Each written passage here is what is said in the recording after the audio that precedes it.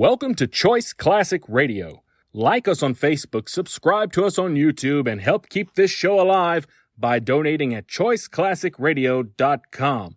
For more of your favorite old-time radio shows, join us on our companion podcast, Choice Classic Radio, Mystery, Suspense, Dramas, and Horrors, where we bring to you the most mysterious tales that the golden age of radio had to offer. And now, with over 167 episodes broadcast on NBC Radio from 1949 to 1953, we bring to you Dangerous Assignment.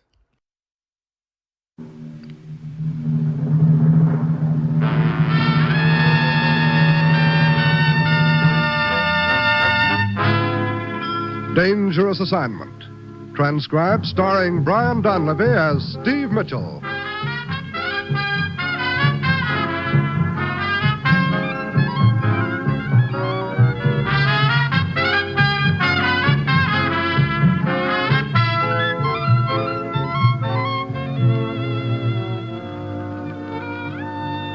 Yeah, danger is my assignment. I get sent to a lot of places I can't even pronounce. They all spell the same thing, though, trouble. But when I walk into the commissioner's office, I don't realize that this assignment's going to teach me never to ask to see a knife in a shop window.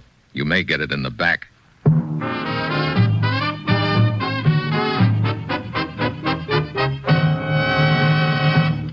Morning, Commissioner. You sent for me? Steve, it looks like we've been put on the hook again. There was an attempt made in Cairo last night on the life of a prominent Egyptian political figure. Oh, how do we fit into the picture? The would-be assassin was described as an American.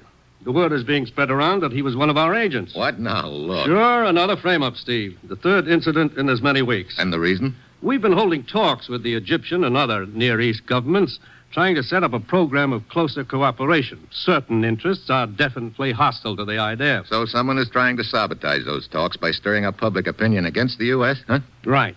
The target for the assassin's bullet was Ahmed Tali. He's been opposed to the talks from the start. Now, with this attempt on his life, someone's made it look like we wanted to get him out of the way. Look, Commissioner, do we have any lead on this so-called American agent? Yes, a shopkeeper in Cairo named Falud says he has certain information to give us if we're interested. You've a rendezvous with this Falud tomorrow afternoon at the Akmim marketplace in Cairo. How will he know me? Do I wear a geranium behind my left ear? You are to go to the bazaar of the Four Brothers. There will be a long curved dagger with a jade handle in the window. You will ask to see it. Get over there, Steve. Find out what you can from this shopkeeper and get to the man who's trying to sabotage our talks with the Egyptian government. Well, that's it. You've got your assignment. Good luck.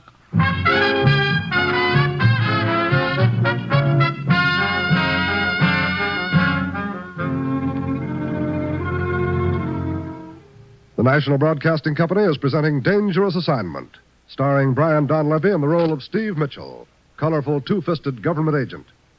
At all those places of the world where danger and intrigue walk hand in hand, there you will find Steve Mitchell on another Dangerous Assignment. Magnificent musical entertainment is yours for the listening every Monday evening on the NBC Radio Network. Listen on most NBC stations to these great programs: The Railroad Hour with singing star Gordon MacRae and charming guest artists from Musicdom's Hall of Fame. The Voice of Firestone, featuring Howard Barlow and the Firestone Orchestra and Chorus in the melodies you enjoy hearing. Then the Telephone Hour, with the music of Donald Voorhees and the Bell Symphonic Orchestra. And then, of course, the new Dinah Shore Show, NBC's new Monday night program special, starring America's favorite songbird, Miss Dinah Shore. Yes, every Monday night, listen to the best musical entertainment on this NBC station.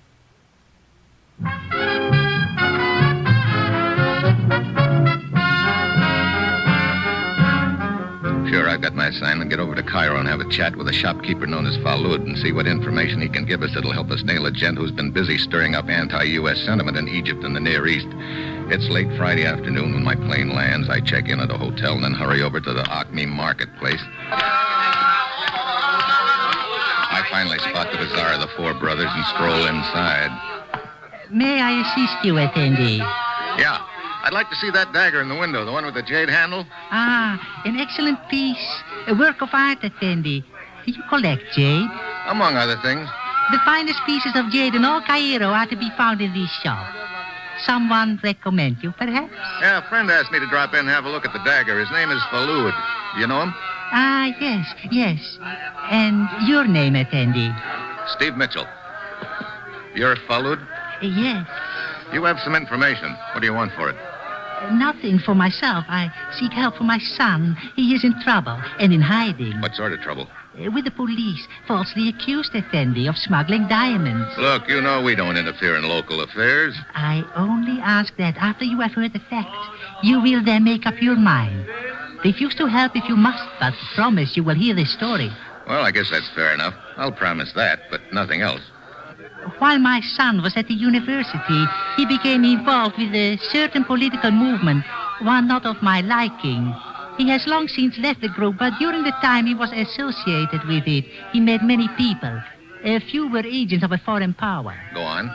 One of them was a man named Hanford, American-born. He the one who tried to kill this diplomat Ahmed the night before last? We are certain of it. My son and I were in the neighborhood at the time. We heard the shots. Saw this man running from the house, number 37, Sharia Ishab. Your son recognized him? Yes, the man Hanford fits the description of the would-be killer given by Davinson. And just who is this Davinson? Once a member of parliament, now retired, but still an influential man. It was in his home that the attempted assassination took place. I gather that his political thinking is the same as this victim, Ahmed, anti-U.S., huh? No. Exactly opposite. Davinson has long been a friend of your country. He has been seeking to unite the political parties in an effort to work in close cooperation with your government. That is why he called the meeting at his home. I see. My son learned that the assassin Hanford has gone to Alexandria. He's in Alexandria now? Yes. I will take you there. When? A train leaves in 2 hours. Where are you staying? St. George Hotel. I will call for you.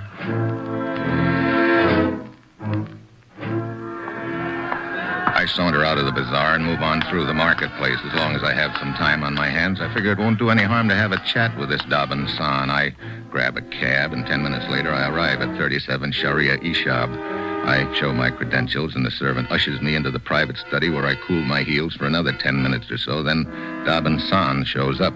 So sorry to keep you waiting, Mr. Mitchell. 1,000 pardons. No harm done, Mr. Son. Do sit down, please. I was in conference with Dr. Marubian.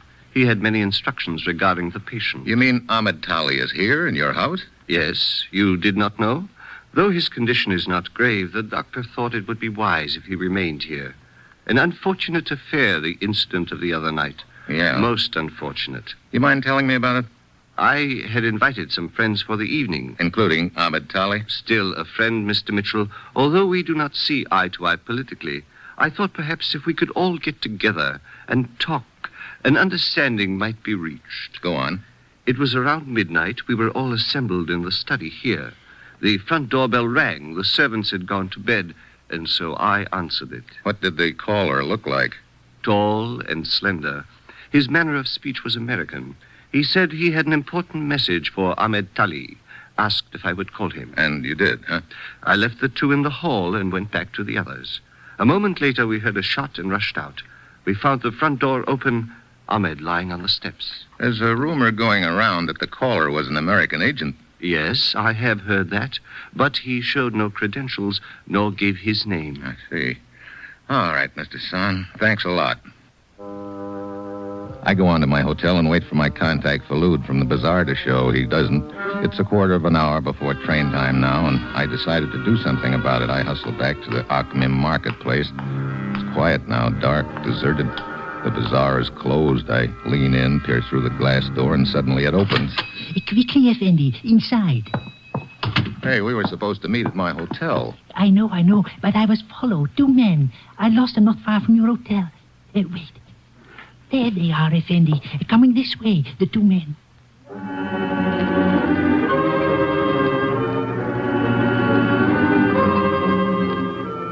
We duck out through the other door, half a dozen alleys, and a change of cabs later, we wind up at the railroad station. We grab the train to Alexandria, a 2-hour ride. As the train pulls into the Alexandria depot, I hop off first. I beg your pardon, Mr. Mitchell? What? Yeah, I'm Mitchell. I am Lieutenant Nava, Alexandria Police.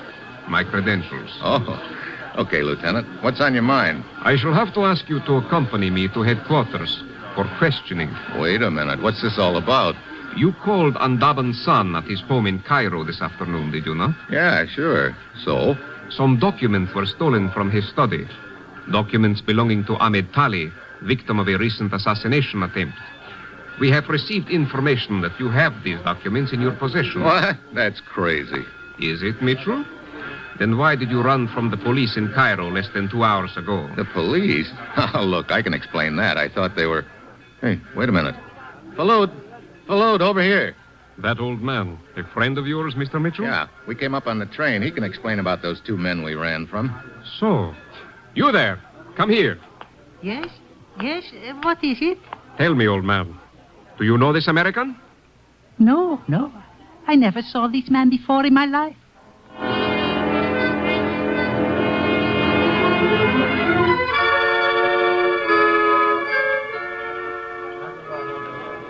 Well, there it is. Suddenly everything falls into place nice and neat-like. Yeah, just as I expected. There's an envelope in my overcoat pocket, and I didn't put it there.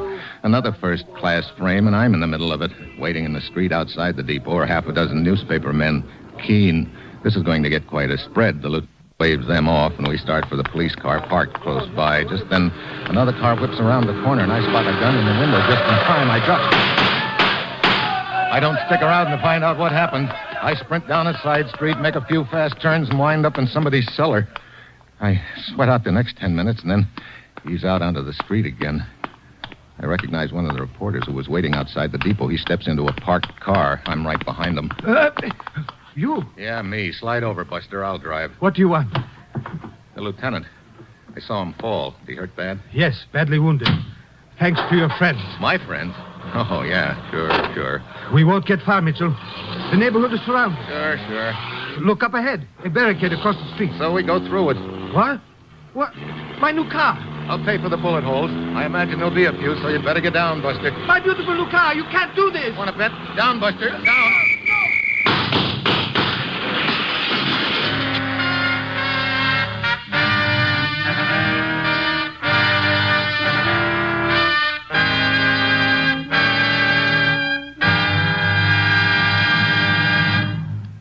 Steve Mitchell will continue his dangerous assignment in just a moment. Ladies and gentlemen, this is Eddie Cantor. All of you have read and heard the reports of the great devastation in Texas. Time and time again, you have heard how the Red Cross has rushed men, supplies, and blood to stricken areas. Wherever there is injury and suffering, the need for blood is great. And the need is always now. Thousands of Americans have made blood donations. Ask any of them, and they'll tell you that donating blood is simple, easy, almost effortless. Practically every new blood donor says, why, there's nothing to it. No, there's nothing to it. Yet that simple act this week meant the difference between life and death to victims of the Texas tornadoes. Every one of us who can should make a blood donation. So call the Red Cross or blood bank in your community for an appointment. Do it right away, because the injured never can wait. Tomorrow for sure, give your pint of blood.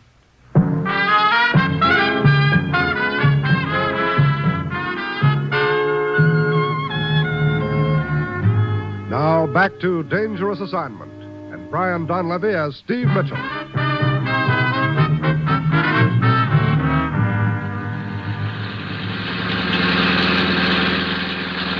Aye, my poor car. Relax, Yavid. Only one bullet landed, and that went right on through the front windshield. That is the trouble. It shot off the foxtail on my radiator. What a bitter blow. You'd think they might at least have yelled tally-ho. What are you going to do now? For one thing, I'm going to get to the bottom of this thing. Now, start talking and tell me where you boys on the newspapers got your tip. Well, the story I heard was that Ahmed, the wounded man at Daban San's place, wished to look over some of his papers. Daban went to his study to get them. They were gone. So? So, Ahmed demanded to know if there had been any recent visitors. Daban was forced to admit that you had been there shortly before. Ahmed called the police. I see. The police started looking for you to question you. Then came another tip that you could be found at the bazaar. My old pal Falud. The police arrived there in time to see you run away. They lost you. Then, an hour ago, the captain of a fishing boat at Rabel, a village up the coast, read in the evening paper of the incident. He reported to the local police that he had been hired to take a man named Mitchell out of the country. What was the skipper's name? Alex Rogan. You deny all this. Of course I do. But that attempted rescue was wounded Lieutenant Nava. That was no attempted rescue. They were just trying to kill me so the papers would be found on my body. But they missed. That means they'll try to get on my trail again. If I could only get my hands on that skinny neck of Falud's, I could find out from him who's behind it. Oh, I do not think you will get the chance. See up ahead? Ah, another roadblock. Oh, great. Looks like this is the end of the line. I jam on the brakes, skid to a stop, and jump out of the car. Stop! Stop where you are! The chase is on. I duck down an alley and crisscross back and forth along a few assorted side streets. Finally, I reach the marketplace and find a place to hide. Real aromatic, too. I'm the third goat from the end of the small corral, and very fitting because right now it looks like I'm really the goat in this deal. Then I get an idea. If I can't get to Falud, maybe I can get some information out of that fishing boat captain who was supposed to have been hired to get me out of the country. But I've got to move fast. I take off cross country to the fishing village of Rave. Just on the outskirts, I spot a familiar sight, a guy in a car. Hello. What took you so long? What are you doing here, Yavid? Waiting for you. What? Yes, I thought you would probably remember the captain of the fishing boat and try to reach him. Well, you finally got it through your head that I'm innocent. Not necessarily. But, innocent or guilty, I am a reporter. You need transportation, I need a story. So? So, it's a deal. Let's go. In the village, we head for the waterfront. There's only one bar there, so we figure that's the logical spot for information. We drift in. It's a typical dive, crowded mostly with sailors. Behind the cash register sits a sultry-looking gal who apparently owns the joint. I can see her watching us out of the corner of her eye. Pretty soon she eases over. Hello. Hi. You are a long way from home. Yeah. What brings you here? I'm looking for someone. Oh? His name is Alex Roga. He is captain of a fishing boat. Alex Roga? Ever hear of him? Not that I remember. I figured you'd know just about everybody on the waterfront. A lot of men drift in here. I can't keep track of all of them. I guess not. Well, Yabbit, guess we'll have to look elsewhere. Too bad with the money we've got for Alex and whoever locates him for us. Now, come on. Just a minute. Yeah? I will remember the name. He might come in here sometime. You see, he reported he'd been hired to take somebody out of the country. We want the whole story from him, and we're willing to pay for it. So if he should come in, you might tell him that, huh? Maybe you had better tell him. What? The black boat at the end of the wharf. You will find Alex on board.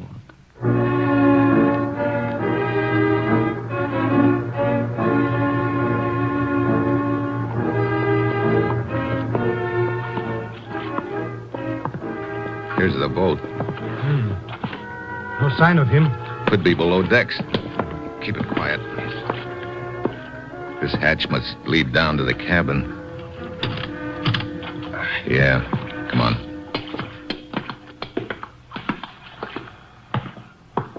There he is. Yeah.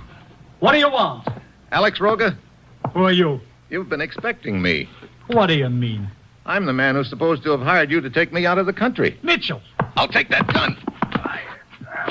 Let go. Let go of that gun or I'll break your wrist. There. What do you want? The name of the guy who hired you to say what you did. I don't know. Look, I'm in no mood for polite conversation. If I have to play rough to find out, I will. Who hired you? I don't know. Steve, the car just stopped on the pier. You're pals, huh, Alex? Okay, we're leaving. Move. I heard Alex up the ladder at the point of the gun. We slip around the other side of the cabin. We can hear two men climbing aboard. We wait until they go down the ladder. Then we jump onto the pier and head down it. There they go! They've spotted us. We turn a corner, and I duck into a warehouse with Alex, but Yabbit keeps on running. I can hear them pound after him. Suddenly, Alex grabs at my gun. I give him a fist. I figure that'll keep him quiet a few minutes, so I ease outside and try to find Yabbit to help him out of trouble, but he's nowhere around. I spend 10 minutes looking, then I figure I'd better get back to the warehouse before Alex comes to. I walk inside, and suddenly I'm staring down the barrel of a gun. At last, Mitchell. Who are you? Sergeant Boucard, the police. I've been chasing you since the last roadblock. You no doubt came back to make certain the fishing boat captain was dead. Dead? Alex? Look, I only put him out for a few minutes. As you will see over there, he does not give the appearance of being out for only a few minutes. Hey, a knife in his back. Exactly. They must have doubled back and knifed him while I was looking for Yavid. Oh, brother. I'm really batting 1,000. My last lead gone. Steve? Steve? Wait. Who's that? Let's find out. Let go of my gun. Too late. Mitchell, I warn you, it will go worse than ever for you now. Steve, holding a gun on a policeman? Hello, Yavid. Look, fellas, this isn't my idea of the best way to play it, but right now I don't have time to go through channels. Yavid, that babe Sarita in the bar is obviously in with the organization. So it would appear. She must have sent the men in the car after us. You get a look at them? No. Okay. I want you to go back to the bar and tell her your American friend's in a hole. You? Me. You are quite right. Tell her I need a boat to get out of here and that I can't find Alex. Ask if she can fix me up. Then what? Then the sergeant here and I wait to see what happens. Half an hour later, I hear steps coming along the pier. I peek out. It's Yavid, followed by two guys. One of them's my old pal, Falud. I can't make out the other. I turn to Bukhar and hand him his gun. You give me my gun? Yeah, it's all yours. You can put the handcuffs on me now, or you can duck back there in the shadows and get an earful. Very well. I will be over here by this crate. But I warn you, if this is another trick, I will... Yeah, I know. You'll miss me around here. Inside! There he is! Hello, Falud. Don't move, Mitchell. Well, our old friend Dobbin's son. Mitchell, the girl at the bar took me to her back room and turned me over to these two. So you're the one behind this whole deal, Dobbin's son. Quite so. Pretty neat cover. You pose as a friend of my government. You schedule talks at your house to try and convert Ahmed, who's opposed to us. You rig an attempt on his life, so we'll be blamed for it, and then you get Falud to lure me over here so he can hang this frame on me. And now to finish it off perfectly, I can deliver you to the authorities. Sorry, but I think it's going to be the other way around, Dobbin-san. A bluffer to the last, eh, Mitchell? Dobbin, watch out! What? Over there near the crate, a policeman. Dobbin's shot goes wild. Falud dives for the cop and collects a slug. Dobbin whirls and heads for the door, but I latch on with a flying tackle. His head hits the concrete and he's out cold. Are you all right, Mitchell? Yeah. You hear enough, Sergeant Bukhar? Quite enough. And I've got my headline, Steve. Good. But the next time anybody tells me they've got red-hot information for me, Yes? they can stuff it in an envelope and mail it to me.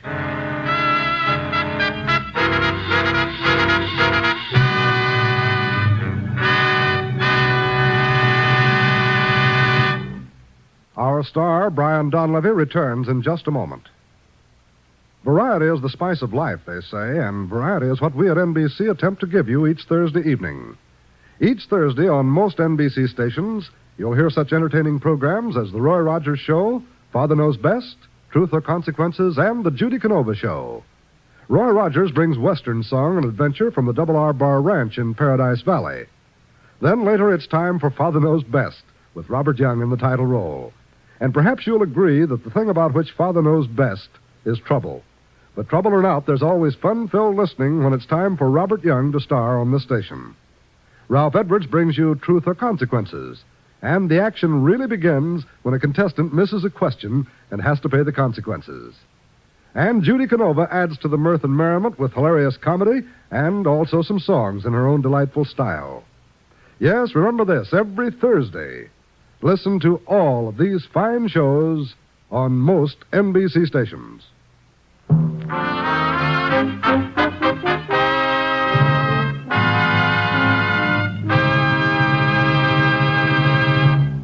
Next week, Germany. A chase. The guy in front, the guy behind, and me in the middle again. And that will be Steve Mitchell's dangerous assignment next week.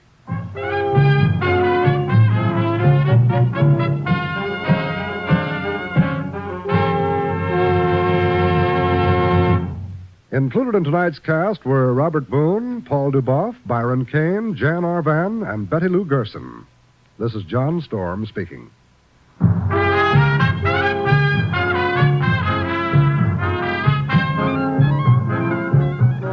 Dangerous Assignment, starring Brian Donlevy as Steve Mitchell with Herb Butterfield as the commissioner, is written by Bob Reif and Adrian Jandot and is directed by Bill Karn. Be with us again next week at this time when Brian Donlevy, starring in the role of Steve Mitchell, will embark on another transcribed Dangerous Assignment.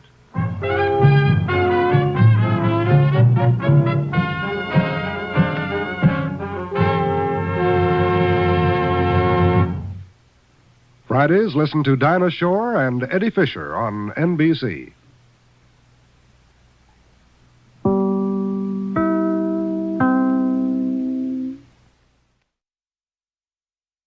That concludes today's episode. We'd like to thank you and remind you to donate at choiceclassicradio.com. Remember, your donations make episodes like this possible.